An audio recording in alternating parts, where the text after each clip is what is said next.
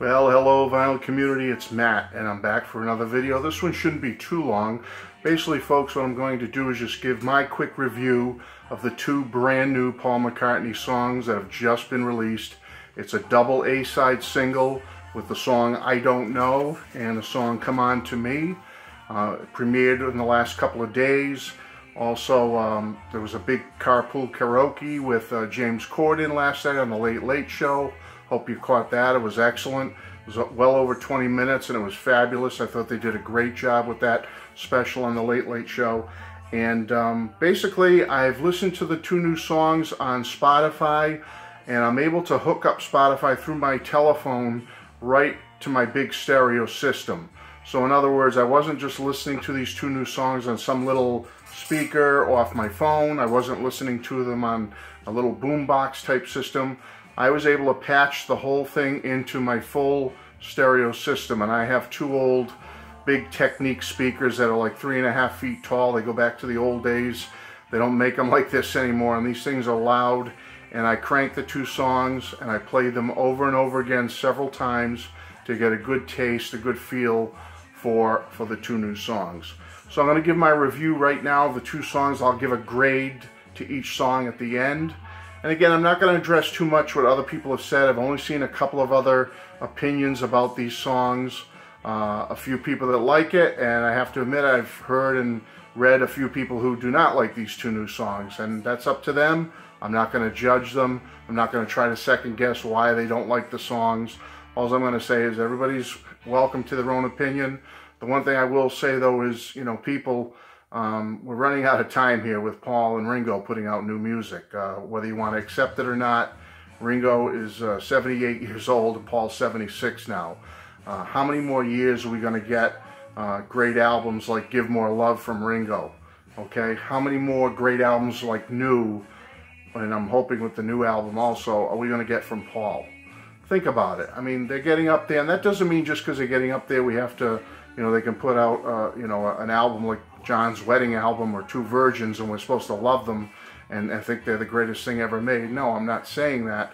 But, you know, I've read some stuff and have seen a couple of things where people are very, very critical of Paul's new songs. I mean, over the top. I mean, you can say you don't like them, but some people have gone way over the top with it and really trashing Paul, and I think that's totally unfair and unwarranted. It's just not deserved at all.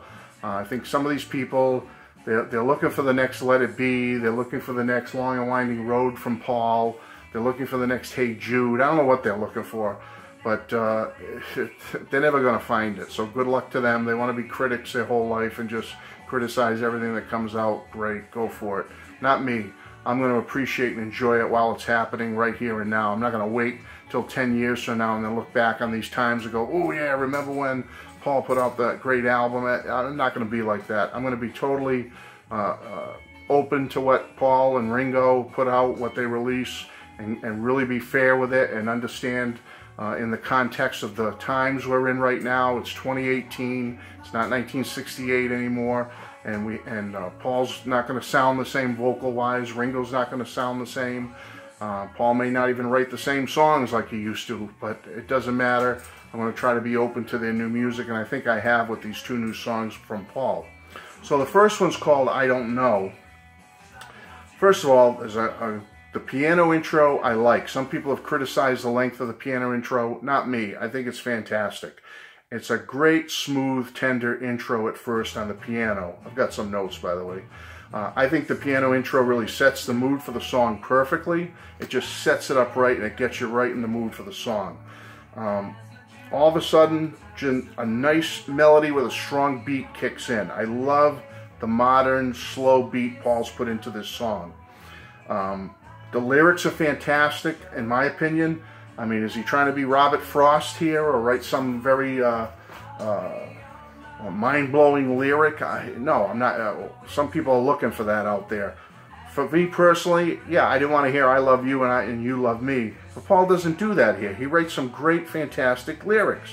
He talks about things, you know, the crows being at the window, the dogs are at the door. But what am I doing wrong? I don't know. Like, I have trouble at every turn, lessons to learn. I mean, it's an older man, a mature man looking back on his life, looking back on things that have happened to him, the good and the bad, and trying to make sense of it all. And I just think it's a great, lyrically, it's a great song, and I love, kind of harkens back for me kind of to some of the stuff he was writing on Chaos and Creation in the Backyard, where he really puts his heart and soul into it. Again, are they the deepest lyrics he's ever written? I'm not saying that, but I think they're great lyrics. I think it's a good song. Again, going back to lyrics, trying to be strong. Am I right? Am I wrong? Love you as best as I can. I'm only human. It's just got a cool mellow break in the middle of it with a nice piano passage during the break. And I love the subject matter. I think Paul's bass playing is great. I assume it's Paul. It's got to be. But the bass playing is great on this song. I think it's fantastic. As for Paul's voice, I think it's good. Is it his 1971 Another Day voice? Of course not. It's not going to be, okay? If you saw a picture of me and heard my voice from 1971, you'd flip out because you wouldn't even recognize this being in front of you right now compared to what I was back in 1971, okay? And the same with Paul. He's not the same person anymore. He's older, folks. Get over it, okay? But his voice is good on this song. For a 75, 76-year-old man, whenever he recorded this, it's a darn good voice. He does just fine on this song, singing it. He puts emotion into it. I like what he's done with this song. I give I Don't Know an A-. An A-. I like it. I like it a heck of a lot. I think it's a great song. I gotta admit, there was one point, I'll just share something with you. While I first put it on and was listening to it the first couple of times, right when it was fresh and new, I had a little emotion well up in me. I really did. Just listening to the lyrics and what he's talking about in the lyrics, if you really give them a good understanding of what he's saying, it really kind of hit me quickly, and I said, wow, you know, it kind of, he's hitting the spot here. Here's myself getting older, as many of us are. Here's Paul, 76 years old, and he's hitting the spot. He knows how to get to people, and he knows how to kind of relate to what we're all going through as older people. And it really hit me for a moment emotionally. I thought the lyrics were that strong, and really delving into the meaning of them and what I thought he was singing about, it really struck me. So, again, A-. I don't know. Come On To Me. Okay, this song, I heard just glimpses of it when he did that pub thing, which ended up being on the James Corden show, that little special secret pub gig he did in Liverpool. I heard a cell phone video of it, which is, you know, the audio's not that great.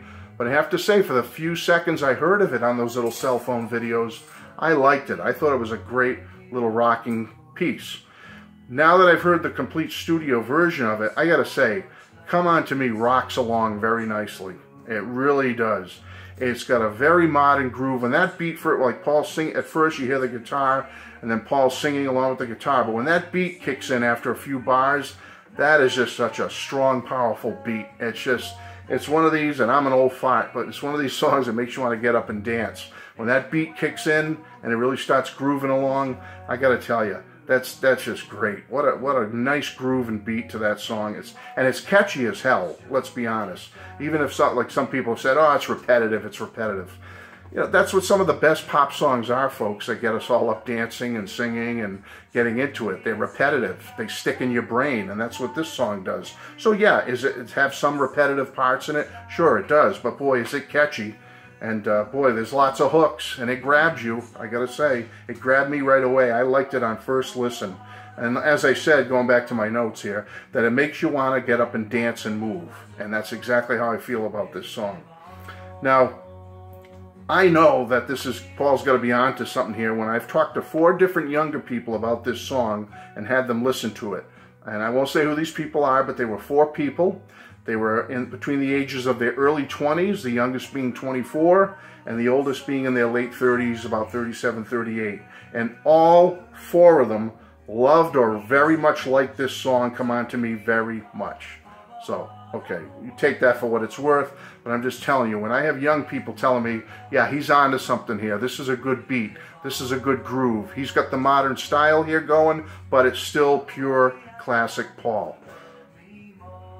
Yeah, that was just another one of my notes here, is that updated sound they mentioned, and that it's still classic Paul. So I just want to stress that it's still Paul all the way, but with an updated sound.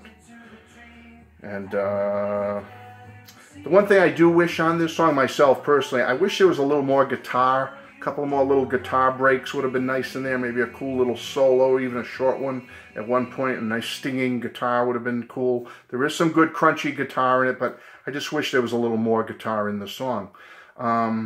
Now, yeah, let's be straightforward. The lyrics are not as meaningful as I Don't Know, but so what, okay? It's not meant to be a very deep, lyrically meaningful song, folks, okay? It's just meant to be a fun, cool, rockin' pop song that gets you moving. That's it. And you know what? He's successful at it. He's been successful at it since day one, back in 1962. And here we are in 2018, and the man still knows how to write a catchy pop song with Come On To Me. All right. Now, his voice, I think it's very serviceable on this song. Again, Paul's 75, 76 now, as I mentioned. I know some people complain that I repeat myself in my videos. Sorry, folks. I get emotional. I get excited. I like to stress points. Deal with it. Okay? If you don't like it, you don't have to watch. Anyway, the voice is excellent on this song. For being an older man, it's excellent. Okay? It fits the song. Again, is it his I've Got a Feeling voice from 1970, Live on the Rooftop? Of course not. It's not going to be the same. We should all know that by now. But darn it, it's darn good. It's really good. I think he hits some nice screams near the end of the song. He really belts out the lyrics. It's just great. I give this song a straight A. Okay? Not an A+, not an A-, a straight A. So Come On To Me gets an A, and I Don't Know, again, an A-. I am very much excited and looking forward to this brand new album. I think it's going to be fantastic. Look at the last 20 years